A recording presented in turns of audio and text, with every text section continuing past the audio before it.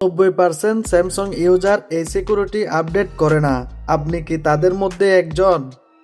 এই ছোট আপডেট আপনার পুরো ফোনকে হ্যাক থেকে বাঁচাতে পারে। আপডেট কিভাবে দিবেন? আপনাদের যে ফোনে একটা আপডেট আসে সবসময়, অনেকে আমরা এটা সম্পর্কে জানি না। এখানে অলরেডি দেখাচ্ছে আমার সফটওয়্যার আপডেট ইজ অ্যাভেলেবেল, এখানে অলরেডি দেখাচ্ছে। তো এখান থেকে ওপেন করতে পারবেন, বা আপনারা চাইলে এখানে নিচে এসে এখান থেকে সফটওয়্যার আপডেট এখানে দেখতে পারবেন। এখানে আপডেটটা সবসময় চলে আসে। সো এখানে ক্লিক করে দিবেন। ক্লিক করার পর এখানে দেখতে পাচ্ছেন ডাউনলোড অ্যান্ড ইনস্টল, এখানে দেখাচ্ছে এই ডাউনলোড অ্যান্ড ইনস্টল। আমরা এখান থেকে ডাউনলোড অ্যান্ড ইনস্টলে ক্লিক করলে আমরা সেই ডাউনলোডটি অপশনটি পেয়ে যাবেন। সো আপনারা সেখান থেকে ডাউনলোড অ্যান্ড ইনস্টলে ক্লিক করলে আপনারা ঠিক এখানে চলে আসবেন।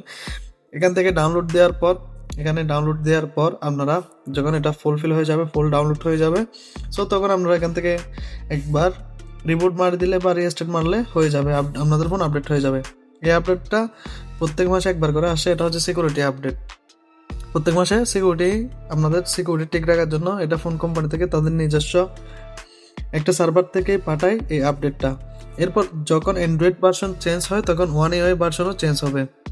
এখানে 8 আছে বর্তমানে, সামনে যখন আপডেট দিবে তখন 8.5 হয়ে যাবে।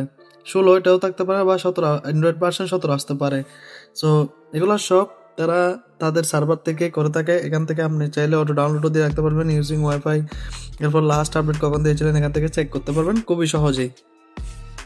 সো স্যামসাং ফোনের আপডেট এভাবেই দেওয়া যায় খুব সহজেই। ভিডিওটা কেমন লেগেছে অবশ্যই জানাবেন।